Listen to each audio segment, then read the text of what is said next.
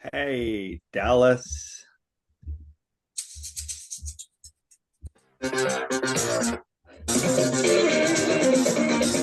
That's right. It's 2PK Podcast coming at you, our 20th episode spectacular. I'm Jeff, And I'm coming at you Dallas. live from Riga on a Sunday morning. It's like this, maybe 2PK. No, it'd Are be you, are like you I can do. making a gang sign for our podcast? I was trying. I think it might get us in trouble. I don't. From whom? The rival ops is what Oh, they're referred to as ops. oh yeah, the Your rival ops. That's yeah, true. That's your true. your opposition Yeah, or the rival opponents. ops. We could get ratioed on Twitter We could. or We could. X. Or yeah, I we might get we probably ratioed. have a better chance of ratioing someone else, So I'm a maybe. big Scrabble player. I don't know if I told you this, but I'm a big Scrabble player. Mm-hmm. I play on this international website, and ratioed and ratioing are not words in Scrabble, and it kind of made me angry because I see them used all the time, Mm-hmm. and Scrabble doesn't accept them. It's like, wake up, Scrabble. It's a new Yeah. world. Yeah. Well, I So mean, that sounds like a new game. yeah, I Of think you could take the banner down. We can open this up. oh, Did you introduce yourself this morning? I did. I said I'm Dallas Oh, you did. with And where you at, Dallas Dallas? Taylor Today? in Oh, Dallas T. over here on the hillside of the Oggins Of Hill. sunny Riga. Yeah, yeah, and bright and shiny and happy. I mean, you It's forget. I've not lived here bad for though. seven. I think I've been here for 7 winters, and every year you kind of forget just how gloomy it gets in Yeah, December. yeah, in Your November. brain just kind of, you wouldn't live here if you remembered. Like you couldn't stay because you can't prepare yourself for the darkness. Yeah, yeah, and it's like it's such a weird feeling too because everything gets up and going like we discussed on September 1st where everything hits it hard and gets going for the Yeah, yeah, year yeah, and yeah. then it's like as soon as you get going everything like hits this like weird undertow of holiday It's parties and it's such a weird time because you this go type of from the thing and that type of thing. November 18th to Christmas, and it's just like, yeah. And it's like it's December 7th and it feels like it's the day after Ah, Christmas it's every December day of the 7th. week. History, dude. You know what that is? No, December Pearl 7th. Harbor Day. Oh, okay. December 7th, 1941, a day that will live Live in in infamy. Yeah, infamy. I Yeah. was gonna ask if it was the day of infamy. That's the day of infamy. That's it. So welcome to this day of infamy. I was gonna say I got my two candles because it's the second week in Advent. I don't know how I'm gonna do 3 and 4, but I do have two You could going use here. mirrors. Like Do you keep have I have a mirror. I you have could a big mirror right keep here. I it could just put this keep it mirror simple. behind me and do this infinite Mm-hmm. Jeff candle thing. Maybe for the fourth episode, fourth week. Yeah. Yeah. So now it's 20 weeks. How is that possible? Because I'm trying to do the math. 20 weeks is like half a year. We haven't been doing this for half a year. Well, and I think it would be more than 20 weeks because I don't think we did it every single week. It may be 21 or Yeah, it's something like I don't get it, but it's by my count. This is our 20th episode, so hmm hmm you know I better think you're than me right. probably. I think you're Yeah. right. So And okay, before we get to the deep news topics, I wanted to ask you a question about this. So I went to Yawna Riga Theater last night. This is the famous Riga Theater, probably the most prestigious theater. They built this new building on Gertu or on Lodge Place Yellow, which is right around the corner from where I live. And it took years and years and years. They were in this old place, and now they have this beautiful new building. So it was my first time seeing it. In person. So I go there and just gorgeous. They took the old building, left a lot of the pieces and parts, and then added the new piece. It's just the architecture is just incredible. hmm And then they have these glass boxes where they collected all the like garbage from that they found in the when they were cleaning up the building, the original theater. Hmm. And they like wrappers from candies from the 1930s and all these little just ticket stubs and all this just it's so Oh, cool. It's just wow. laid out. I could have looked at that for like an hour, just kind of like, oh, what's that? What's this? And Hmm. yeah, it was very cool. And the play itself, it's called Parsifals, and it took me like, I don't know why I'm so stupid. I read the online description of it for my Latvian lesson, and it still didn't dawn on me until I got there. I'm like, Parsifal. Oh, Percival. It's King Arthur's knight, the story of the knight Percival who goes to find the Holy Grail. And it was like this big balloon went off in my head when we started watching the play. I'm like, oh, that's what it's about. But I got to tell you, there's a couple things I pointed out about the Jaunadiga Theater that I think are so cool. So it sells out like in minutes. Like they Hmm. put their tickets on sale on a certain day. Everybody gets online 9 o'clock, buys all the tickets. It's bigger Hmm. than Broadway. It's like impossible to get tickets for. It's like It's comparative to that. Like like the Song and Dance Festival yeah, well, is even a yeah, bigger similar. scale. Yeah, Yeah, yeah. yeah. So Biba lucked out. She got the tickets, and it had English subtitles, and that was kind of the idea, so I could follow the play because it was complicated. And so what I told Biba that does. So I don't know if you know, but I have some theater background. I used to do theater major in college, and this and that. So I love theater and I love plays and things like that. So one of the things I thought about with this theater is the audience is kind of built in, they're locked in, so that gives the theater the license to put on plays that really challenge the audience. Whereas a theater that relies on people buying tickets to go see the show, it has to be entertaining. It has to just entertain a mass crowd, so they'll go see it. That's like Broadway, it's like they have to do a Hmm. show that people will want to come see. But when you are the theater and people come to the theater, they don't care what show they're going to see. They're just there for this experience because they know it's going to be amazing. And Hmm. that gives the theater then can go, let's do this just absolutely something crazy. Like it's not popcorn. It's not your daddy's like theater show that they put on. It's like so many levels and layers within this story. It was just like mind blowing at certain points of the play. So the way it worked was they had a frame on the stage with a projection, both front and back projections. So it was this like it could do these 3D projections. It was really cool. And the play opens up with this artist sitting at a desk who's one of the best actors in Riga. I don't remember his name. It's William something. And he's just sitting at a desk drawing. And then as he draws, there's a camera on his hand, and you watch him drawing, and then it shows up on the screen on the stage. He sets the stage of the story by drawing out the frame.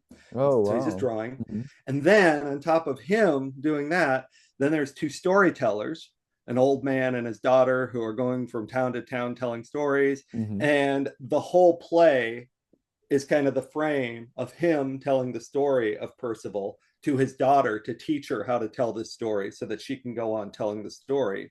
And they argue about what's the right way to tell a story, what details should you include, how do you, so it's got all this layer going on. And then you get in Is it copyright infringement or intellectual to property to do if what?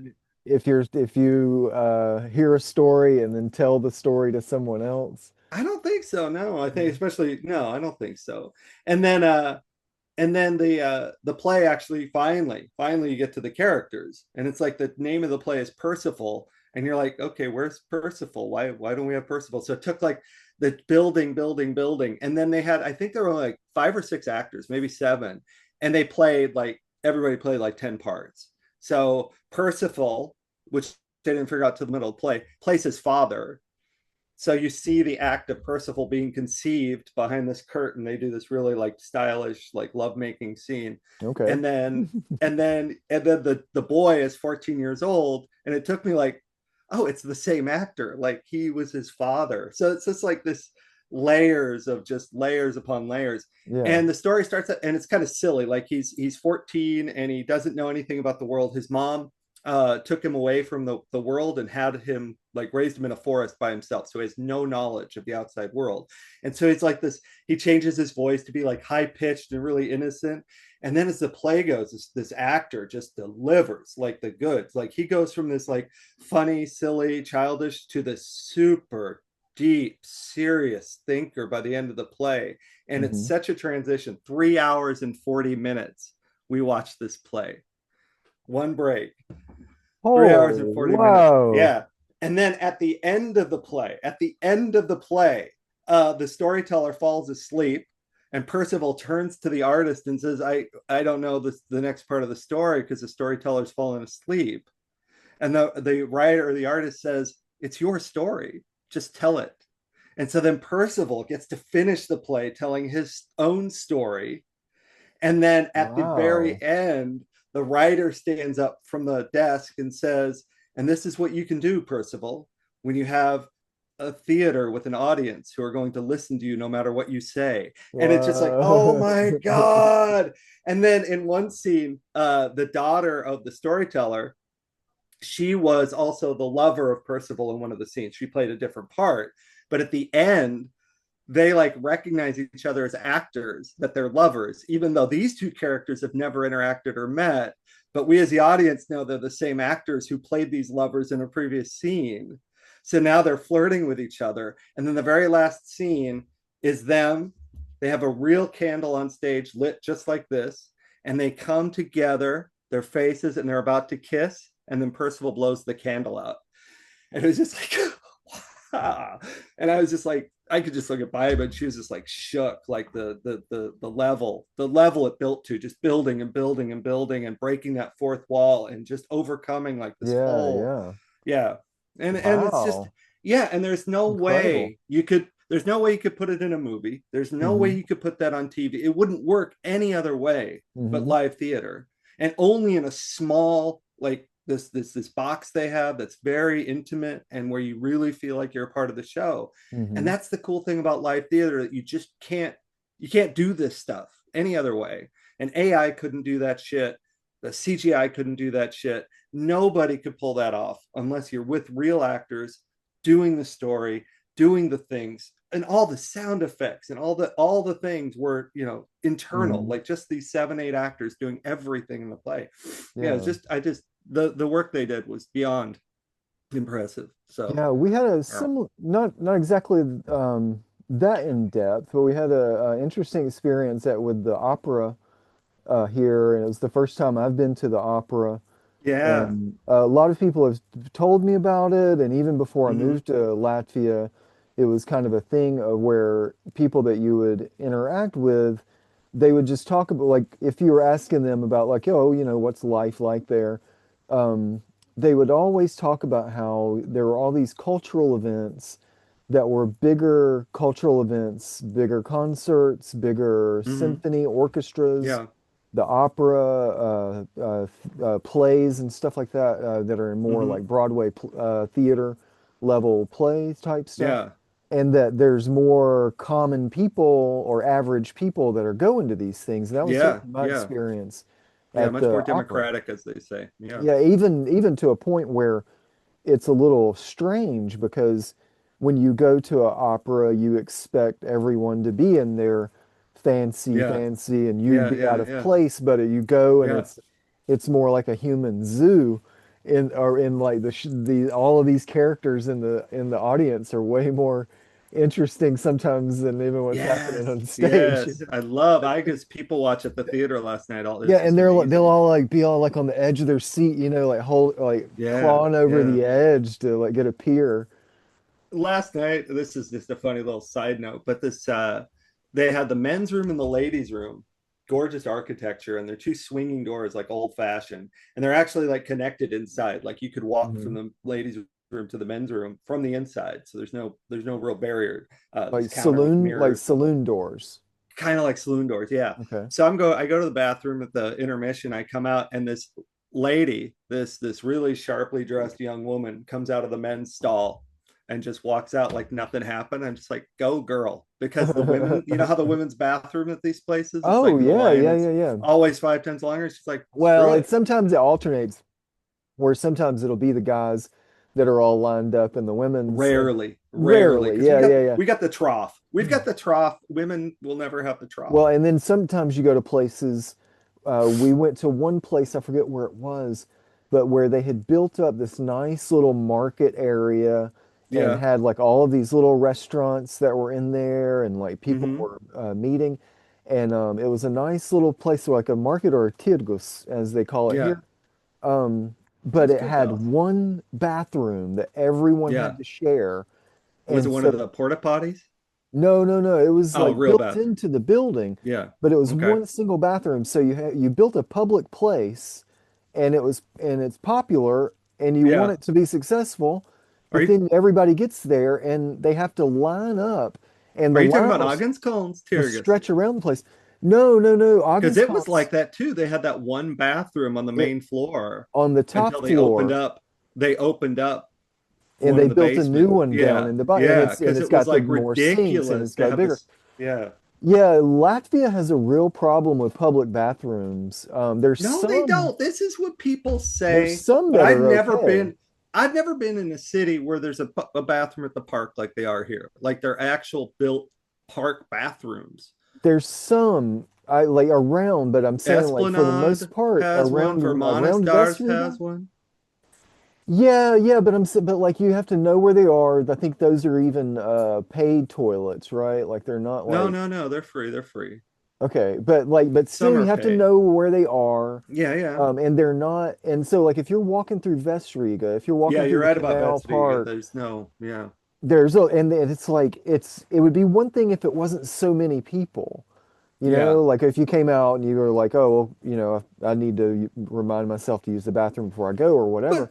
But think about New York But you get City into and some London. situations. There's no place to pee there. It's like any cities like that Well, and in that's the where they part of the started city. setting up the things on the street where they were pay toilets in the Yeah. US and like newer and you'd But New go York is like it's so hard and because that's what cleaning is a Starbucks big is for. like you have to have somebody to clean it. You have to have a Well, this is service why that's I going to don't know clean it. why they haven't done like just you just make an auto toilet with an auto cleaner that just steams the fuck out of it in the Hmm. middle of the night, and every Yeah. day you wake up and it's I don't know why. Yeah. I guess Well, the there's wipes with some of that steamy stuff. stuff I and guess it's all a matter I of think Japanese are expense. there.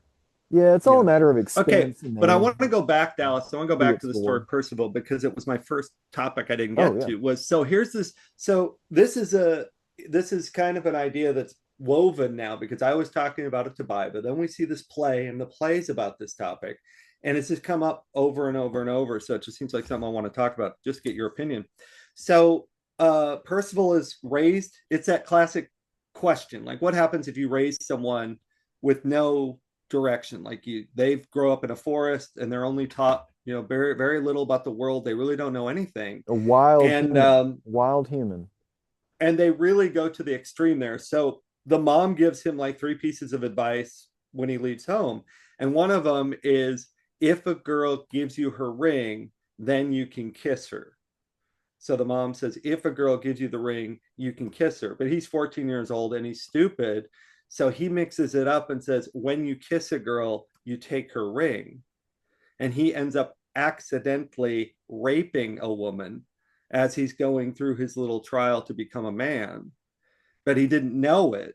He just thought he's so innocent that he didn't understand that it was a bad thing to do or that it was wrong. And so the play keeps cycling back to that. You did this, you did this, you did this, you did this, until he finally understands it and has compassion and tries to seek redemption for what he had done. And so So it really starts a off ring as is a kind of a silly, they mhm. treat it kind of silly and innocent. And then as it builds, it gets more serious and more serious and more serious, and the way they did that was amazing. So what the but the bottom line, the idea I wanted to ask you about is this concept of common sense. Like we always say this in the United States, like you don't have any common sense. Where's your common sense? We say that, and a friend of mine says it all the time, and I feel guilty of that because I feel like I was kind of raised by wolves. I don't know, like I was the youngest of seven kids. My parents weren't really paying any attention, and so I got a lot of my ways to act in the world from my brothers and sisters who probably weren't the best role models, and so we're all kind of these feral children.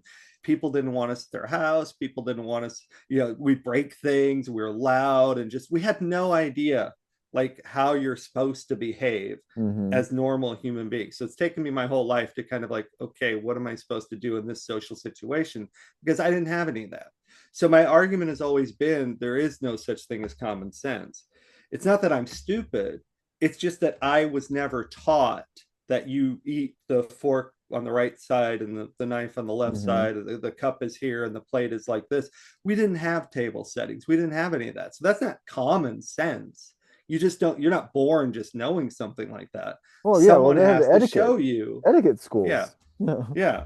Yeah, there's actual schools. Mhm. So my question is, what do you think? Like, did you have that growing up, like this like common sense and you just expected to know what to do and how to do it, or is that just me? Um, I don't know. I mean, like, there's some of it where I did have a little bit of a feral upbringing, or like free range kids, Mm-hmm. would probably be Yeah, yeah, yeah. what they ended up calling it in the, after a while. But like, I also remember, every Sunday having to, get ready, get dressed, getting your Sunday best, your Easter Sunday clothes, Yeah, like yeah, that yeah. kind of stuff. And then always having this very uh, distinct idea of being watched, being under the public eye, being under Did the you also microscope. feel watched by God? Did you have Well, that of when you were little? course, sure, Yeah, yeah, yeah, yeah. I mean, like that's the first thing, right? Like, yeah.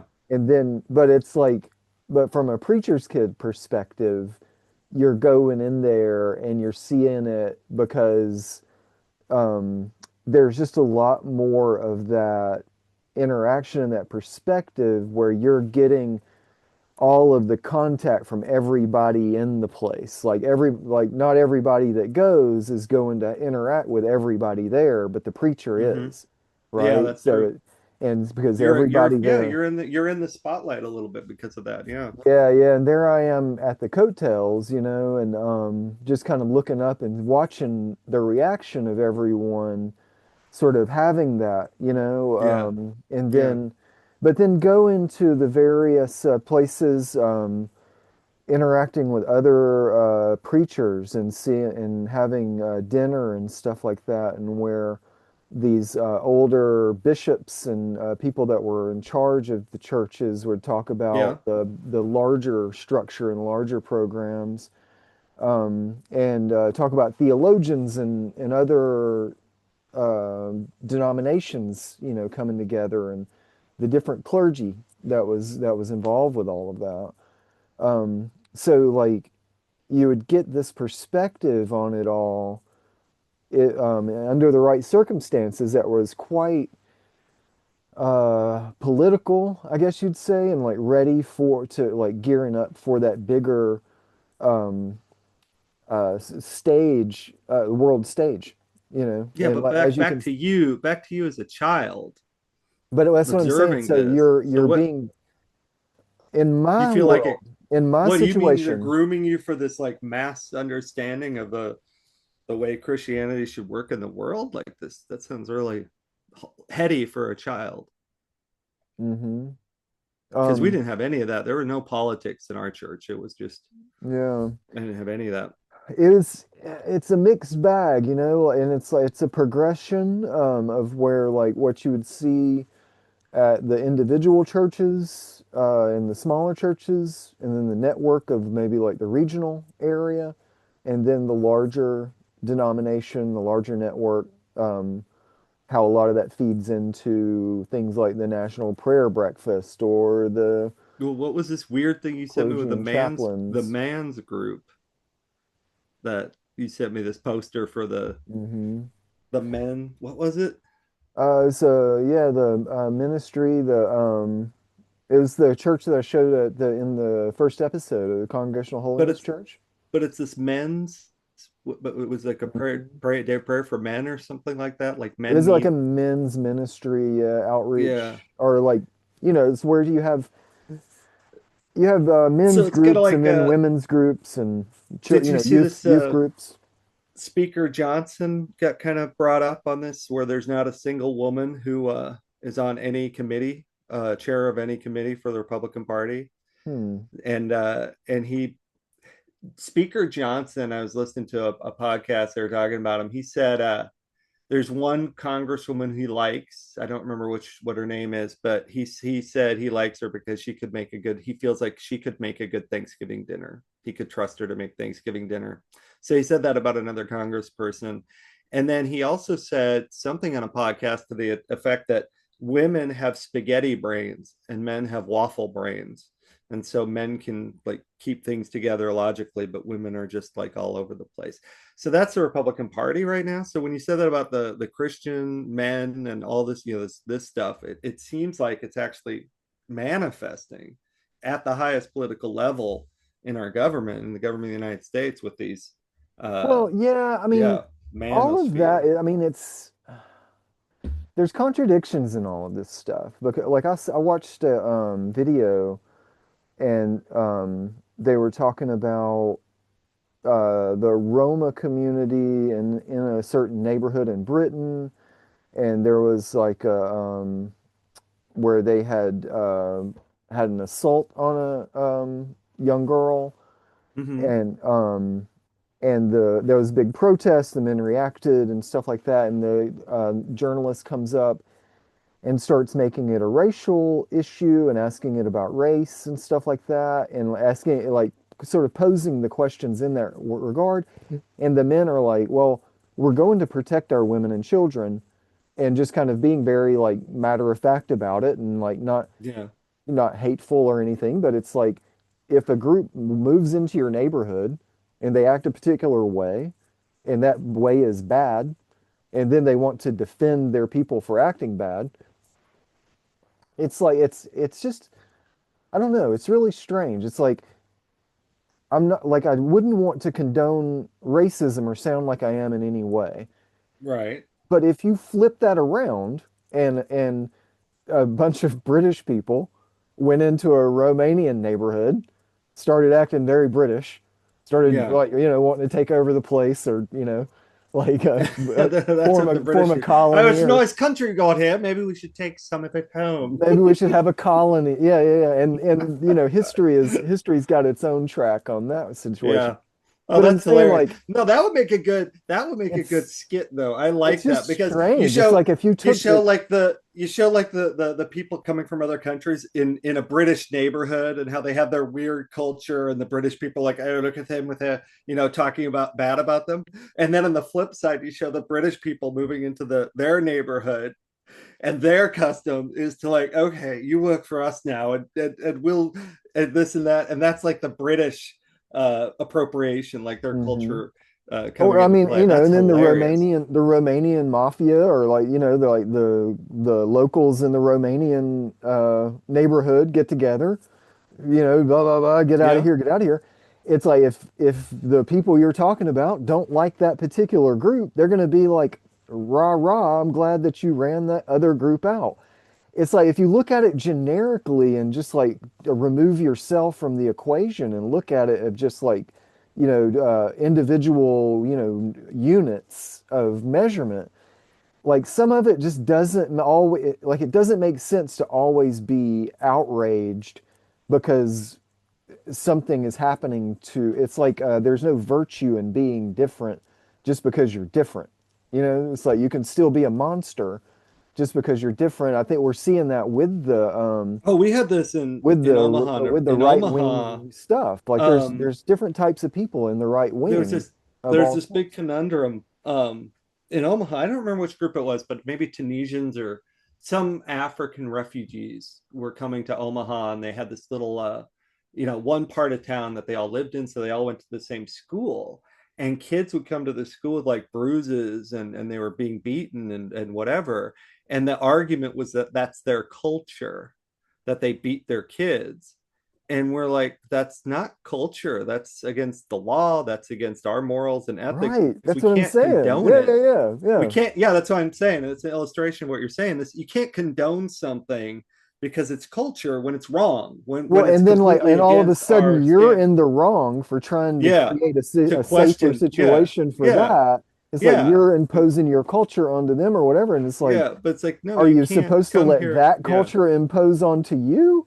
Yeah. Like Yeah, there's got yeah, to be a like line where once it breaks the law and ethics and morals of the, yeah. Well, what and we like believe is absolutely right and wrong. we're seeing this in vivid detail with the Somalians in Minnesota. Well, I was going to bring that up. That was my Yeah, segue. Yeah, so we're going to yeah, talk where about it's like politics. it's clear as day that the rhetoric that he's using is as racist as it can possibly be. Absolutely. To call people garbage, to say their place Yeah. stinks, The whole like to talk country, about the smell, everybody. to talk about Yeah. the smell, and to call them garbage, and to say you don't want them Yeah. in your country, and Yeah. this and that. That's not right on any level, but it's also not No. right to expect. It's like it's all about adaptation and like how people are compatible, right? And compatibility. And the Yeah. reason that the Clinton administration relocated that Somali community into the Twin Cities there is because there's a large immigrant community in the Twin Cities historically. Hmm. And that's been more accepting of immigrants because of the historical, The history. Yeah. which is more Scandinavian, actually, and Yeah. Yeah. Norwegian and stuff like that in But from what Minneapolis. I understood when I was in Minneapolis was that they get along okay. Like there, it didn't feel like there was this big issue. There's a Well, they're neighborhood that was wonderful I people. was staying in the Somali neighborhood where it's like cool restaurants, cool. Hmm. It seemed clean and fine. It didn't seem like Hmm. a bad place, and It's no worse than impoverished. Yeah, anywhere less else. money, of There's course, but some, I mean, there's some cultural differences for sure. Like I've actually spent a lot of time there in little I was Somalia. gonna say you've got a little Minnesota connection, so I was Well, wondering I if you mean, got this. and I mean, like I'm coming out the door, hitting little Somalia on a Friday night, and Yeah, there's cars just line up, and like, and the way the traffic is, it only makes sense to me now, having lived in Riga for a little while. The way that people were parked and walking, and like it wasn't your typical situation. So it's like, but like, so people have to be able to accept different people and be able to understand that there's going to be different people in the world. And if yeah, you get to the point where you are being violent against just anyone else that's not like you, and you want everybody out of your yeah, country yeah, no matter what, and you're not even trying to look at the, like the positives that some good people can bring, yeah. to the table, that's a level of insanity that Yeah, that's that where we're that headed, though. that authorities have to deal with, because then you're a threat to anyone for any reason, because eventually everyone is not you. You Yeah. know what I'm Oh, saying? yeah, that's true. You could bring, you That's could go basically down what to the it breaks macro down to. level. Yeah. Yeah. And This so whole like that's where super you're like, tribal, like yeah, and only your family, only the people you know. And yeah, you're it's crazy. lashing out in a nursing home at And you're everyone. suspicious. You're looking at people like, are you one of me? Are you like me? Are we in the Yeah. same tribe? Yeah, it's just So, but insane. it's like the But what do crazy you thing do? How do is, you deal with the United States when you have your drunk uncle running the country and saying these things out loud in public and no backlash, nothing? Does the media even say anything? Like it when he does these things at press conferences, it's like if I were the journalist there, I'd go, "Do you hear yourself, Mr. President? Do you hear what you just said? You can't say things like that or think things like that or be a human being with a mind like that and run this country." And when he called that one journalist piggy, but that's who voted him in. nobody stands I up and think that says I think that you are not aware of how many people share that mindset, it's yeah, that's to what's the the point sickening. that That's the most that's sickening how thing. he got voted in. Well, the same And thing with this it's Hegseth not thing, just like the these white war men. crimes, these war crimes where he just blows people up and kills them, and they laugh about it and joke about it. And there's enough people on the right who support that, who think it's okay to just judiciously like go out and kill people based on your whim. Like, oh, they might be doing this, so we're gonna kill them. Hmm. It's ICE, it's this Venezuela boat ship thing. It's like this whole mentality of just, yeah, it looks okay to me as long as they're not coming after me. Go get them, go kill everybody.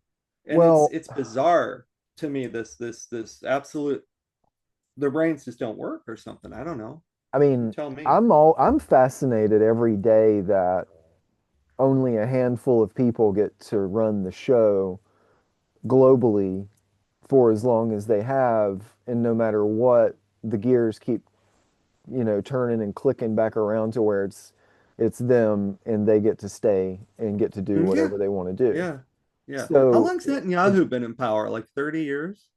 that's what I'm saying. And now asking for Yeah. a pardon that he may Putin's very well Putin, get. yeah. He Yeah, may Putin's very been well in get it. power for over 20 years. Netanyahu's been there for a long time. That's what I'm saying. Yeah. Uh, And then yeah. you got all of these idiots here in Europe that are like, no matter what happens, they just sit back and like want to talk about it and ask questions about it. And I've been watching the news for quite a while, obviously, but like Yeah. I've seen the same thing over and over and over again, where they just keep asking the questions, they keep not taking things seriously to the point where it doesn't even seem realistic anymore. Like I don't think Yeah, yeah, anyone is but that stupid. The French are going to uh what's the word where they bring young people in the military? Conscription. Yeah, they're doing conscription. Lithuanians doing Hmm. conscription. Poland's already on the ball with that. Hmm. So I think, I mean, they've been inactive for a long time, but to me, it seems like they're getting it. Like, okay, so Trump's not going to show up with NATO. We can't count on America, so we've got to do our own thing. And so I think there's a wake up call there, which is good, I think, for Europe Yeah, but is I mean, to but have to this what change. end? They don't like, that's what I'm saying is that each time it happens, they're always surprised that Trump is going to favor more of the side of uh, Russia? isolationist Russia? and Russia for sure. But I'm For saying some reason? it's more isolationist as well because it's all about like they just I've tried to tell my European friends this for a while. It doesn't matter how masculine you are, how big your beard is, how much you beat your chest and have all the tribal tattoos and all this and that. Every like if you mention Europe in America, 90% of the guys are going to think are immediately going to think gay, gay, gay, No. or men. I'm saying like, and I'm talking about the men that they're dealing with, that they're counterparts. They're Gay. counterparts, okay? Gay is where they go. 100% of the time. And then I and had, oh, so like and or it's like I don't know what else is implied when someone is saying you seem European and in a negative way. I don't know, you know what I'm cultural. saying? Like I don't know what else is being implied there from man to man, you know? I've never heard. I've never heard European as a general insult, like man to man, like oh, you're a little European. Like Yeah. maybe we Like I work don't in different, I don't like live I different think worlds. we're gonna have a road trip in America and let me take you around and meet some of these folks. Yeah, But yeah. We could. I could take you to Nebraska, and we could do a podcast live from Georgia. yeah, yeah. Yeah, wait, if we made Jeff meets the real Americans. they'd shut us down on the first day. We'd have a viral video of them battling it out with ice and nobody Yeah, comes to protest. Dallas. I hate to say this, we got 2 minutes left. What else is on your mind? Let's do the 2 minute warning. We Two do. minute We have warning with Dallas a Taylor. minute. Well, basically to finish up the whole idea of like where what he's saying with this thing is that Europeans, you need to be more patriotic and basically don't allow all of these immigrants into your place, no matter what the statistics call for, no matter how Yeah, much medical or delivery drivers you need. Don't let any of these guys in or girls. Um, but like I'm saying, like the counterparts to these people over here are they want to globally connect with racism, but it's a conundrum because you cannot connect with other people if you hate other people. And that's the yeah. whole thing of it all. It's like it will all fall apart if all of those rednecks that voted for Trump don't like the fact that he's interacting with the Jewish people or the Saudis Or and the the Arabs, or right? MSG. No, not MSG. What's his name? MS, the Saudi guy who kills people.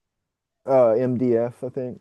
Not Not MDF MDF. board. That's something like that. Yeah, M M MSG. M Anyway, so yeah, he's He's MDB, with these people, and you see ODB. him with these Mandalmi, the Saudi guy, the Yeah, Jewish leaders, like all the people that are on the KKK hate list. that's what I'm saying. Trump's, It's all a yeah, joke. It's all yeah, complete joke. It's all a yeah. farce.